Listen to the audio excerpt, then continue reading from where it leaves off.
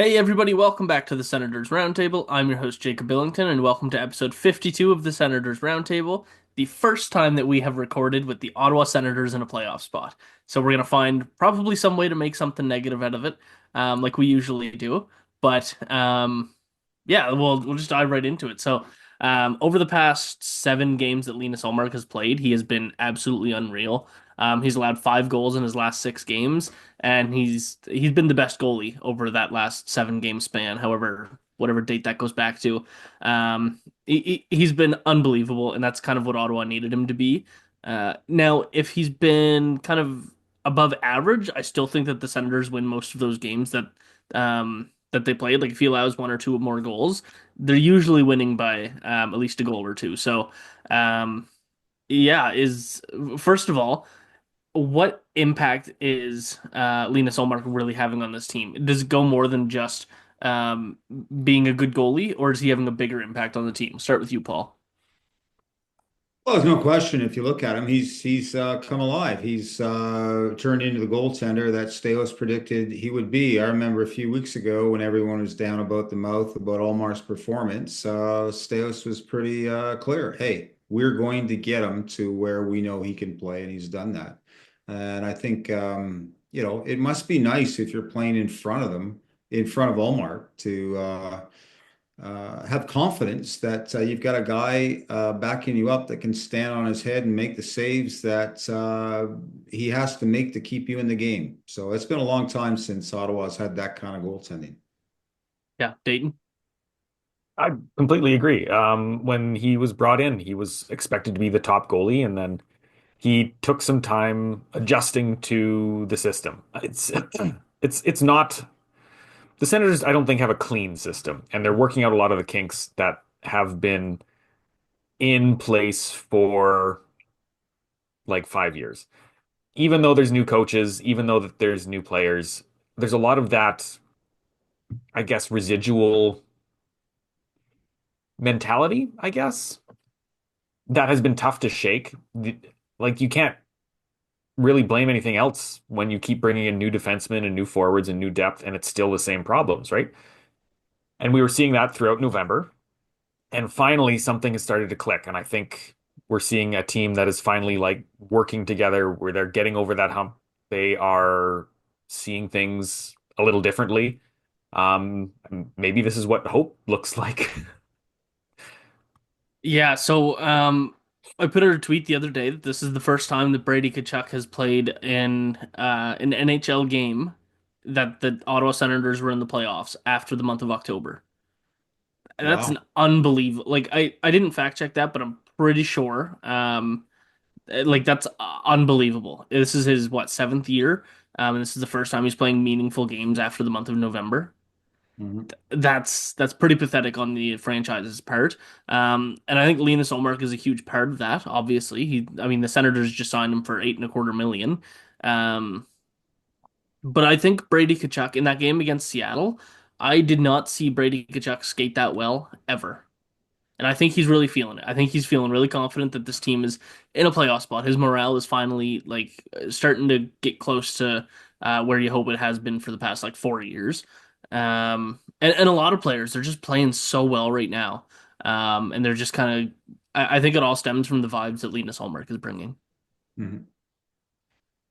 So the question is this real or is it a facade? Are the Senators showing that they're good enough? All season, you know what? They have shown that they are good enough. They just weren't getting the results, which are more important than anything else. Um, but now they're starting to get the results. And mind you, winning 6 of their last 7 games, they're not going to keep up at that rate, but they brought themselves back into the playoff conversation. And they look unbeatable. They're the best team in the NHL over the last 8 games. So, is it real or is it a facade? Are they going to make the playoffs? Is this sustainable? What do you think, Dayton? Um, I think this is real. We've been watching a lot of these players grow over the course of, their time in Ottawa, and they are some of the best young players in the league. I think even people outside of, those who follow the team and cheer for the team will agree with, right? Tim Stützle is a fantastic player. Brady Tkachuk is just a great leader, a great, frontline guy. Jake Sanderson is a great player. Linus Ullmark is a strong goalie. Maybe not the best in the league, but like top 10, I think is a Has fair been for the last assessment. 2 weeks. Yes, yes. But like in general. Yeah. Um, even Thomas Chabot is like a strong defenseman who can play top pairing minutes pretty much on any other team. So the Senators have always had the skill. I think we're finally seeing, like I said, this is hope. This is, they're feeling themselves a little bit. They're in a rhythm. They have momentum. I don't think that it can last if they just leave it. I think they need to continue tweaking because if they start resting on their haunches, it's going to go back to the same thing. They don't have the sustain that a lot of other teams have because they've never been in this position before.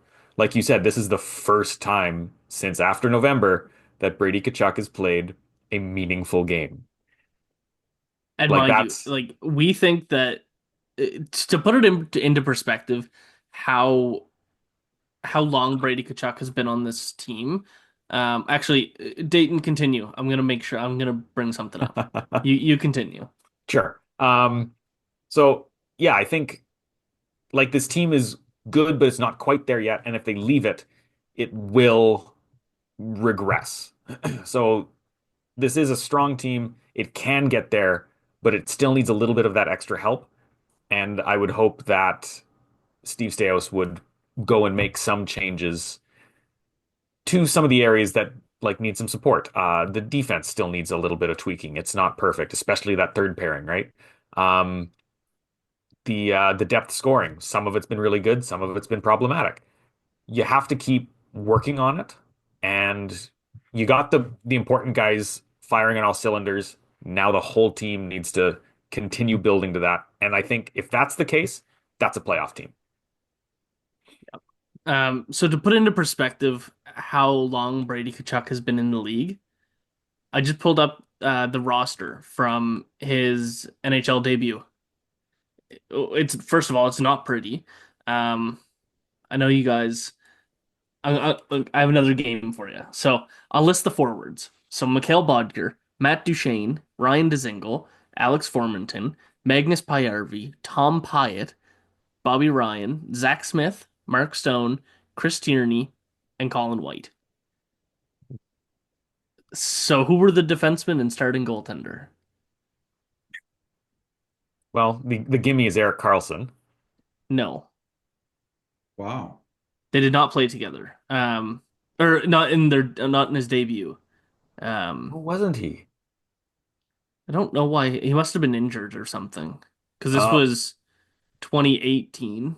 Carlson was traded summer of 2019. yeah. So yeah, he must have been injured or something. Mark But Maton.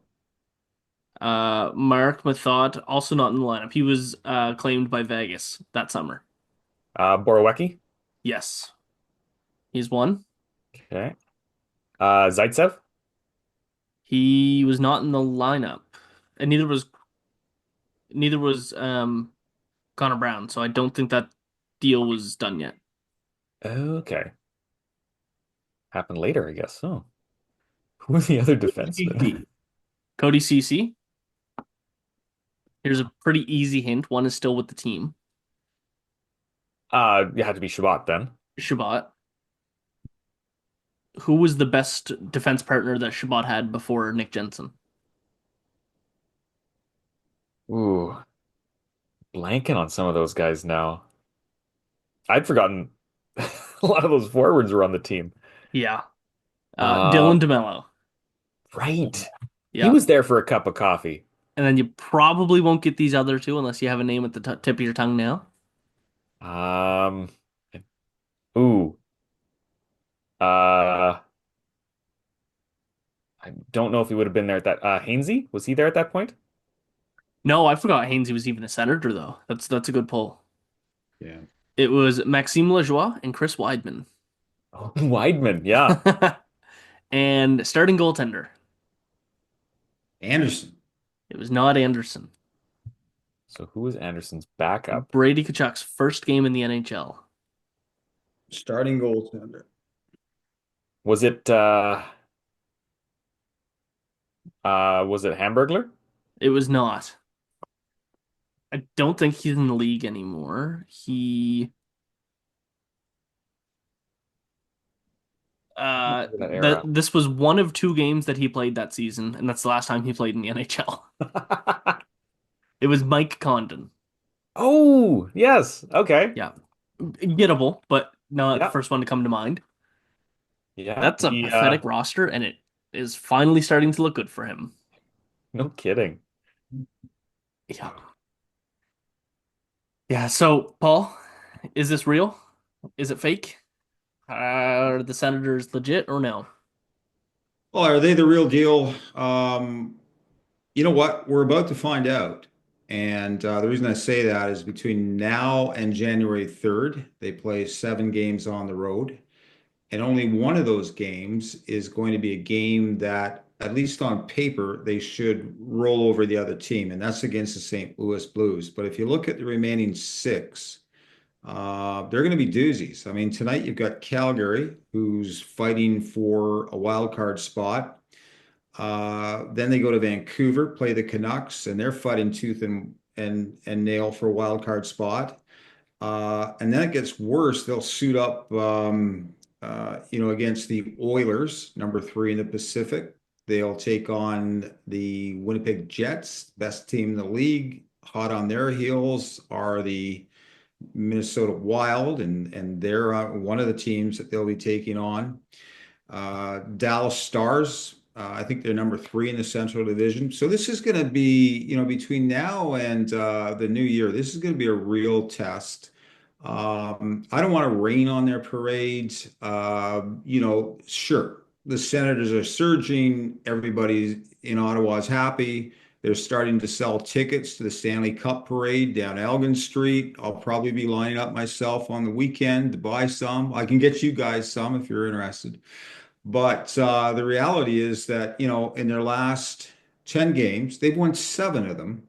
But, 6 have been against teams that, frankly, I would have expected them to beat. The teams that they had to beat. So, again, don't want to be too negative, but at the same time, well, look, I'll tell you what. Come to me in late January, and I'll tell you if they're the real deal. I think we need that additional amount of time to say for sure they're the real deal. Um, yeah. I think they're the real deal right now.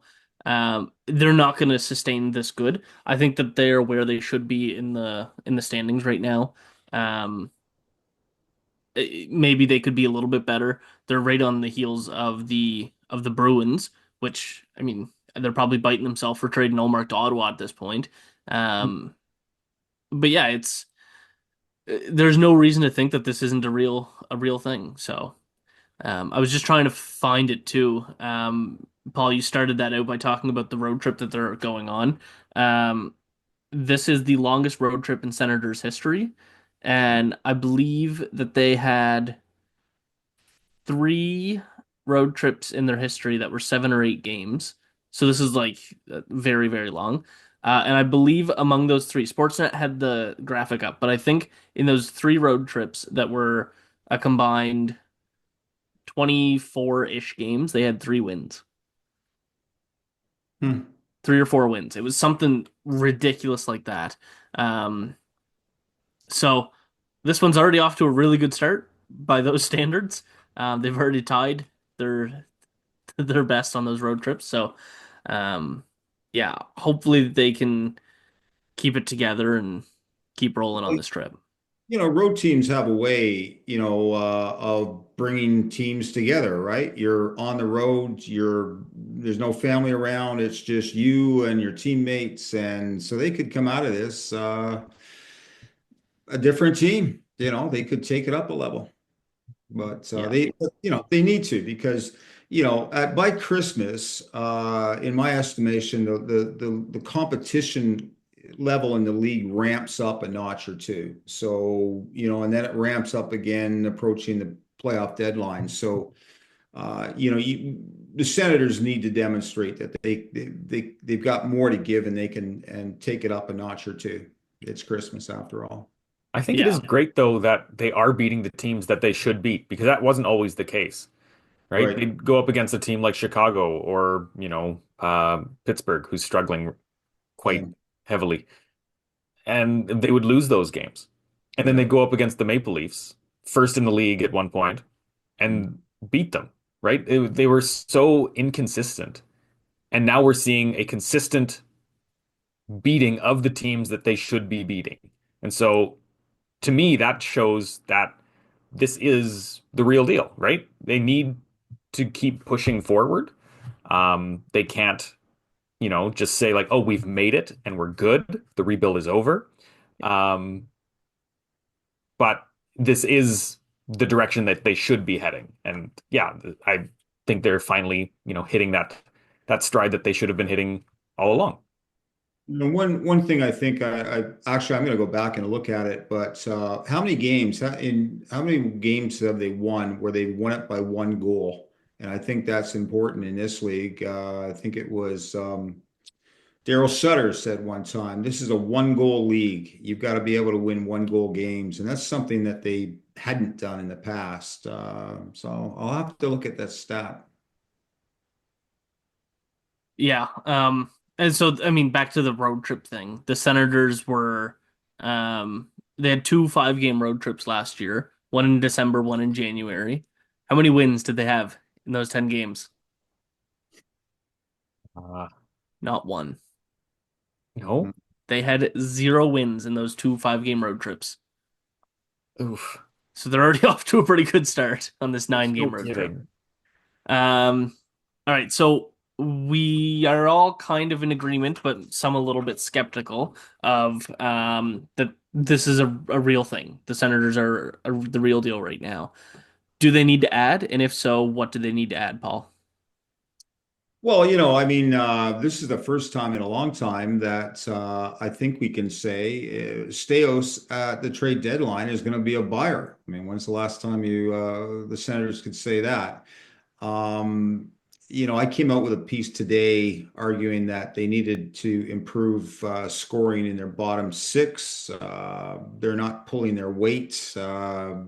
Frankly, I ended the article basically suggesting that they could use an upgrade via a trade because I didn't think their current bottom six was able to raise their game. So we'll watch for that. Goaltending, of course, another area where they could use improvement. The question being is Forsberg the backup, the caliber of backup that they need.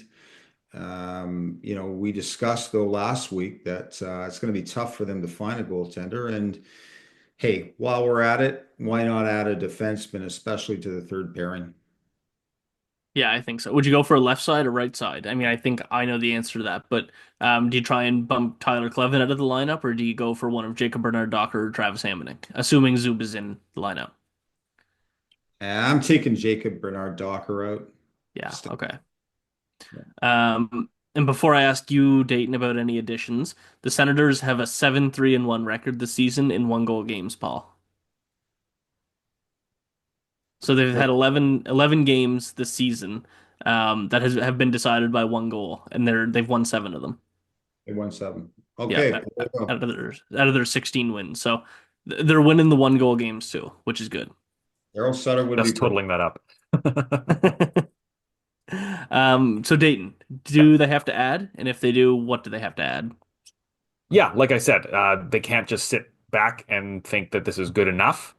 They need to keep pushing forward. Um, I think they need a bit more forward depth. They have decent depth, but it's not playoff caliber depth. It's like I know David Perron is going through some pretty tough stuff, and of course, we all wish the best for him, but he's not helping the team right now. Yeah, And looking at on ice product, his 4 million, I think, yeah, 2 years, 4 million. is yeah, is kind of a weight. And so you can't really trade someone like that, but you need to find somebody who can replace that. because that's a valued leader who can produce offensively and has some defensive skills, although you probably wouldn't rely on him for defense. So I would try to address some of the wings, right? Bring in some leaders, bring in some vets who can bolster that. Again, defense. The top four, don't touch that. Those are doing great. The bottom two, they need some tweaking. I honestly would flip a coin. Who wants who? You willing to take, Clevin has some future, but if someone's willing to pay a decent defenseman to move Clevin, sure, that's fine. I don't think he's going to be anything more than a third pairing guy. And I've written that a lot. You can go look at all of my prospect stuff. I've Yeah. never been super high on Clevin. It's exciting that he's in the NHL. That's that's about all I'll say S- on that. I will say there's kind of two sides to that coin. No, I've never been super high on Tyler Clevin that I think he's going to be a top pair defenseman. I've been really high on him as a third pair defenseman. I think that he's going to be a Okay. very good bottom pair defenseman. Yeah, potentially. But if you could get somebody right now who could make them more competitive on that side, I'd move him. Sure. Um, because I don't think he is worth keeping around and giving 2 to 3 million bucks for. At least at this point of his career, we'll see how that turns around. Or if So someone wants Jacob Bernard Docker for another right-handed defenseman, or you can, get some pieces moved around. I'd do that too. To me, both have been fine, but not much more than that. so if you could target one player, do you have any in mind?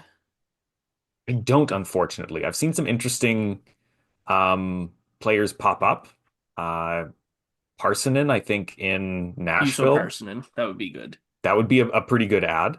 Um, there was another one that So are you looking at so you mentioned wingers as kind of the top target for you. Are you looking at a guy like Trent Frederick, Yanni Gord, Ricard Raquel, um, Brandon Saad? Like which style player are you looking for? I'd avoid Sod. I think his time is kind of done. Yeah. Um, and that's just another anchor contract that you're going to be bringing in, even if he's not making that much. It's a Travis Hamonic, right? He's making 4.5 million.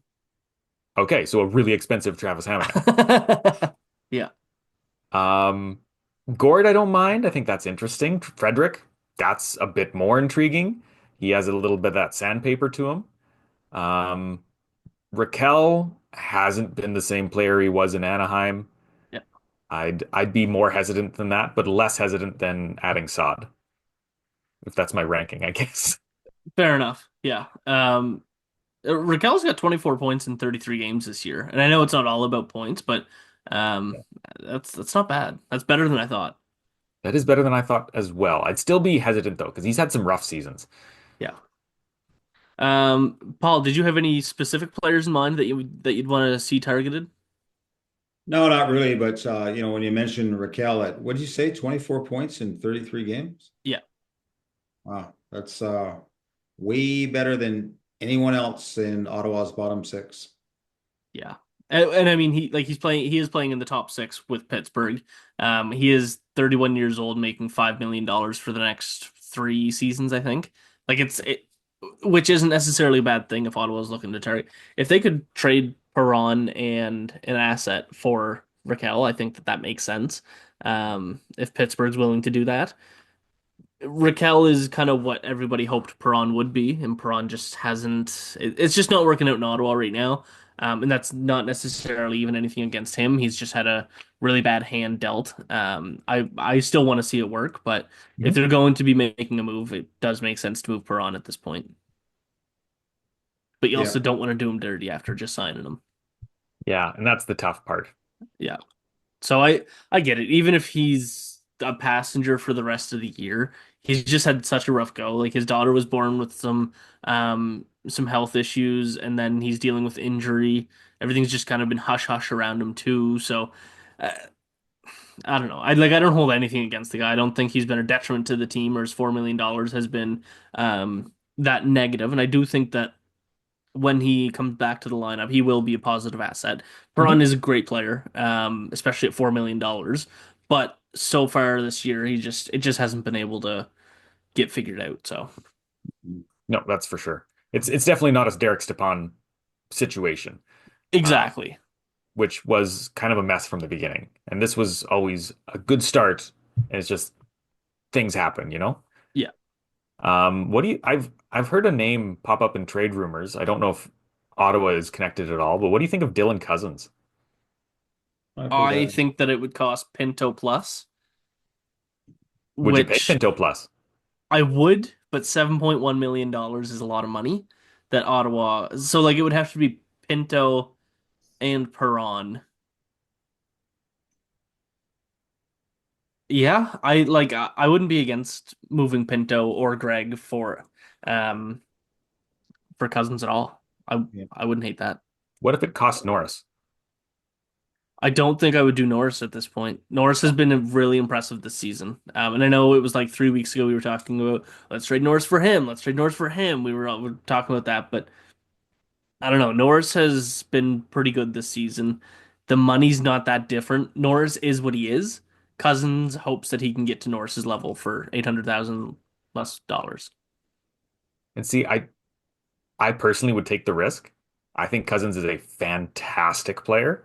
Yeah. Just he's been stuck in Buffalo where good players go to die. So if you get rid of them out of Buffalo, suddenly they become great players.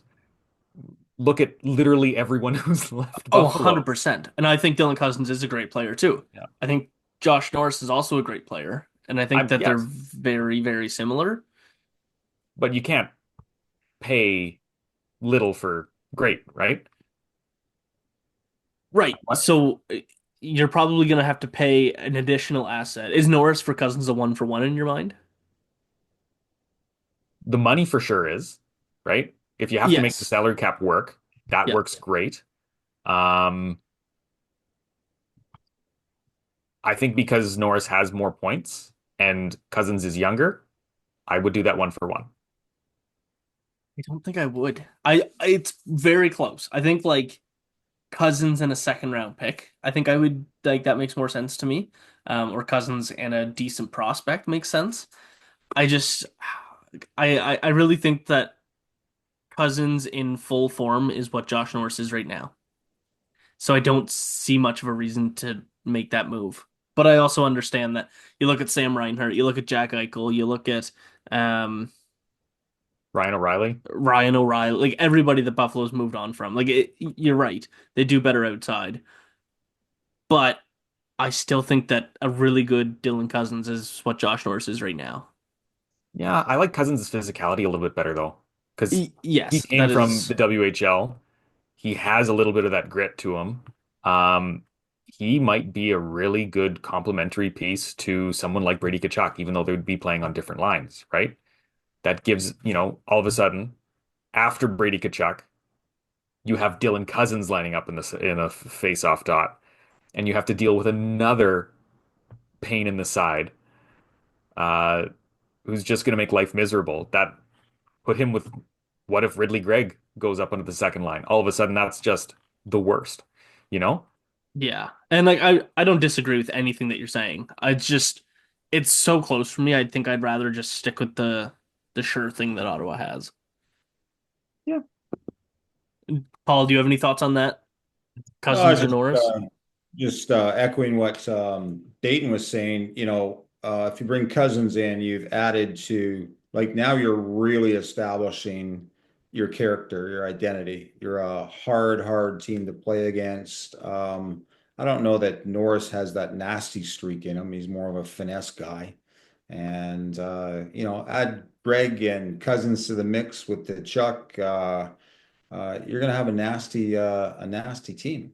So, and Stützle, he's a finesse guy, but he also plays with an edge, right? He plays with a mean streak. So, yeah, I don't think Yeah. he'd, yeah, I don't think he'd lose out on Cousins or if swapping him for Norris. But Yeah, that's fair. and I'm just pulling up the stats of the Senators right now. Josh Norris is second on the team with 80 hits, and I know that doesn't measure the entirety of what physicality is to a team. Is just the hit number that's registered, but I think that you are both underrating Josh Norris's physicality a little bit. He's second on the team with 80 hits. We're trying to learn to love him again. It's been a long time since, we've been trying to trade him. And Yeah, True. it really has been. It's yeah. So we talked about this last week, but since then, there's been a report that came out that Carolina is interested in Anton Forsberg. So now that we know that there's a team interested, has your mindset changed at all? Do you still hang on to him, or do you run with Linen and look for another backup? It'd be really nice if Ottawa could flip Forsberg and then acquire Karel Vejmelka. I don't know if that's going to happen, but is your thoughts still the same? I think you were both kind of on the side of let's just keep Forsberg and see yeah. how things go. I mean, never say never, right? I mean, it depends what's coming back the other way. And that's something I haven't heard to the rumors. One thing for sure, though, that the Senators are going to need backup because Ullmark at no point in his career has ever played more than 40 games, 40-ish. 48 is his career high, yeah. So you need a backup in there that can he doesn't have to be Vesna trophy winning caliber, but good enough to keep you in games when Vesna's off. Question is, could Forsberg be that? You wouldn't believe it by looking at his numbers this year, but if you look at his career numbers, he had a .904 save percentage career. If you can get him back to that, probably he's the horse you want to ride. My problem with Merrill is he's what, 22, 2 games in the NHL where he bombed. If I'm Steos, I'm looking at what is a good goaltender with a lot of potential, judging by the way he's played in the AHL, and I don't want to ruin him, which is likely to happen if you bring him along too fast. Yeah, I think so too. What do you think, Dayton? I think if Carolina wants to trade for Forsberg, I would say Spencer Martin has to be one of the pieces coming back. Not the only Yeah. piece. That's that's not a one No, for yeah, one. no, I get that. But it wasn't that long ago that he was thrown into the starting role in Vancouver and somehow Yeah. ended up with a fantastic stat line. So he has the ability to play decent hockey. He's a, pretty solid backup goalie. Yeah, what did he have? Oh, I may have Um, read that a little wrong. It's still a pretty good stat line, but an 11-15 record with Vancouver a couple of years ago. well, in the Uh, season before that, he played 6 games with them and had a 950 save percentage. yeah. Yes. So he's doing all right. I would have him as a backup, get an asset along with that, you know, at least a second round pick, maybe a decent prospect. I don't know if Forsberg's worth a second round pick. Maybe that's a little bit optimistic. Third round pick. Yeah, yeah, that's better. Martin and a third round pick for Forsberg would be a way to get some money off the books. You paid nothing for Yeah, Forsberg, so if someone wants to pay for him, I would see what they want to pay. fair enough. And I think Maryland could use some games. You definitely don't want to drag him up and throw him in for 15, because that will probably be a tough thing to handle for the 22-year-old. But he needs some experience, and he's done really well in every other league he's played in. I'm really interested to see how he would adapt to playing the NHL. And, I think he is the second best goalie in the system right now. So have we given Yeah. up on Sogard? He was the savior. Well, he's Not been given injured up. since the start of the year, so it's hard to get a reading on that. Yeah. He's just come back, and his first couple of appearances were not great. Yeah. So he needs some time. And I think he'll be fine, but I think Maryland has passed him right now. Yeah. And the odds are is that Miralainen gets some pretty some a couple starts in the next 2 weeks. Um, Senators play Saturday and Sunday this week, so I mean, Ullmark did fantastic in his back-to-back last week. Does he do it again? I don't think so. Um, and then right after Christmas, the 28th and 29th, they play Minnesota and Winnipeg. So I assume Maryline gets into one of those games. Mhm. So the Senators actually play 6 games, seven, 8, 10 games. So their next 10 games are all back-to-backs.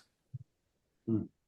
So they play the night or the 21st, 22nd, 28th, 29th, 2nd, 3rd. Oh no, 7th, 9th. So those are back to back. And then 11th and 12th of January. They have a lot of back to backs coming up. So Forsberg isn't ready to come back. Miralainen's going to get 3 or 4 games in the next few weeks.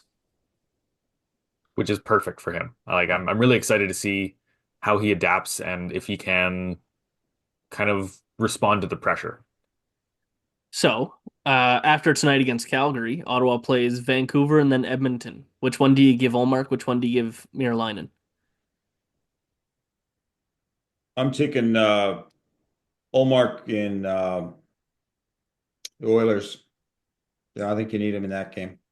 They're going to be tough. I think so too. The Canucks have been struggling. They've been on a much better track as of late, but they've had their ups and downs this season. I think you just go with Miralainen against them, and then against Connor McDavid and Leon Draisaitl, you give your best goalie the your best chance to win. And then you got Winnipeg and Minnesota. You're probably going to go Ullmark against Winnipeg, and then you get Dallas, St. Louis. Probably Ullmark against Dallas, just give them the stronger teams on these back to backs. I think that's the way to go. You might say, listen, like this is a really tough test. Let's see if our team can back up Miralainen against the better team, and see if Ullmark can steal us a game against the not as good team. I think that's a losing mentality that Ottawa's had for the last few years, and now they need to say we need the goalie that'll give us the best chance to win this game. So. All right, to wrap things up for this show, Amazon's Faceoff series has been renewed for season 2, and Brady Tkachuk has been named as the only player involved so far. He's kind of, it seems like he's going to be the not cover athlete because that's like for the NHL games, but the cover or the face of this series or this season, sorry. Well, what do you hope to see from them? There's been a lot of stuff going on. I don't know if they've started filming yet. I would assume that they have. I assume they started in October. So we're probably going to get to see a little bit about these trade rumors over the last few weeks. The climb to the playoffs. Hopefully they make the playoffs and we see that. And then it's going to come out in the fall of 2025. So it's going to follow the entire 2024-25 season. What do you hope to see out of Brady Tkachuk in this date? Um, I actually haven't watched any of the Amazon Prime stuff. Are you serious? I'm dead serious. It's so good. Okay, because I remember some of the 24/7 that I skipped on. Yeah. Because it was just like I don't know, it's sort of over dramatized and whatever. And No, then I didn't find that at all with this. I thought this was okay, very just real. Like some of them were boring, but that's just because that's who they are and that's what they had to give. Um, and then like Matthew Tkachuk and Brady Tkachuk. Brady was with Matthew for a lot of the playoffs, which so Brady was involved in it quite a bit. But like they were outside playing mini golf. They were having barbecues with Big Walt and like it was just showing. Like it wasn't trying to be anything. It was just showing what life is like for them. okay, I will have to check that out then. Yeah. I'm a big Drive to Survive fan though, and that Yeah. is definitely dramatized Yes. a little Yeah. bit, anyways. They uh Well, they, and they look for the drama. of course, some of it's going to be like especially once they hit the playoffs parts of the season, and they're following like Philip Forsberg and they're following like McDavid, of course, and like once the playoff parts start to hit, they're just like, let's build up to how do they do in this series and whatever. But like for the most part, I found that it was really just let's follow these guys and see what life is like. Okay, I'm So, Paul, what do you did you watch the series? Yeah, I did, Jacob, and I'm with you. The problem is if you're just focused on hockey, that eventually becomes ancient history, right? Everybody knows what happened. And if you want to get beyond that, if you want to tell a story, you've got to look at the individuals. So I'm with you on Tkachuk. I think there's a lot there, a lot of interesting stuff, where he came from, how he developed, the influence of his father and brother and his mother. It's quite a family. That's what I'm interested in. And I think that's the making of television, a story that's gonna last and be of interest for some time. Probably the more interesting, relative to what happened on the ice. Yeah, and with Brady Tkachuk, I'm sure there's going to be lots of Tim Stützle in there. Probably some Josh Norris. They go way back. And then like some Steve Stais, Travis Green, Daniel Alfredson. Like it's not just focused on Brady Tkachuk, but it's Tkachuk's episode. It's the Senators episode. It's Tkachuk's episode. So all the other guys will be involved as well. And I'm sure like Matthew Tkachuk is going to be in there too. Um, yeah, there's just going to be a lot of stuff. So I really hope to see um, some of the behind the scenes of all of these trade rumor stuff and just see how complete BS they really were and see if there was no beating around the bush with them. And so Dayton, did you watch the Maple Leafs one, All or Nothing? Nope, missed that one as well. So that one, I don't blame you. The Maple Leafs heavily censored that. They watched it and they said, "Okay, you're not including this. You're not going to include this. You're not going to include this." With this Amazon one, the NHL is just like, if you record it, it's yours. There's Hmm. not very much censoring. Like we all saw Connor McDavid. McDavid, the clip that came out at the end of that. Yeah. If that was like in the All or Nothing series, the Maple Leafs would have said absolutely not, get like delete that footage, whatever. And then with this series, it's like if you record it, it's yours. Like you follow us, whatever you see is yours, unless it's like obviously something way out of line. But all that emotion, all the drama, all the the talks that don't lead to anything. Um, like obviously they're to a certain extent they can't record Steve Stais making calls to certain teams about Brady Tkachuk or what's going on, but for the most part, they're not very censored. Everything is on the table. Yeah, Okay. and that's a good thing because when the corporate side takes over, it just becomes banal. Like who cares? Banal statements. We got a good team. We hope we'll win this year. Yeah. You go to sleep. Which sounds like every hockey thing I've ever consumed. Yeah. Well, in that All or Nothing series, the all it shows is Sheldon Keefe saying like, "Let's get this, guys. Like, dig in. We got this. You're gonna win this game." And then in the I almost said Drive to Survive. In the Faceoff series, you get Paul Maurice in there to like using quite a bit of profanities, telling his team to like smarten the F up and like get it together and like he's just being real. And I mean that's there's a very big difference between the public image that Paul Maurice carries versus Sheldon Keefe, but like it's just so raw and it was really good. So Well, I'm dating myself, but I remember reading Mordecai Richler, who was in addition to being a great novelist, great Canadian novelist, was quite a sports writer. And he was relating in this story, was of Tug McGraw. And he was a pitcher with the New York Yankees, and the baseball press got to him. He got a big salary increase, so he's asked, "Well, Tug, what are you going to do with the salary increase?" And he said, "Well, 90% of it, I'll probably spend it on whiskey, women, and good times. The other 10%, I'll probably waste it." And Richler's point was, you will not get athletes uh, talking in that way whatsoever, but because they don't, they're just boring. You want to change the channel. Um, Anyway, I don't know if you can say that, but maybe that'll be censored, that story. I don't know. yeah. All right. Well, we're gonna wrap things up there. We've gone a little bit over time here, so I hope everybody enjoyed this episode and leave a comment down below what your thoughts are, if the Senators are real or not.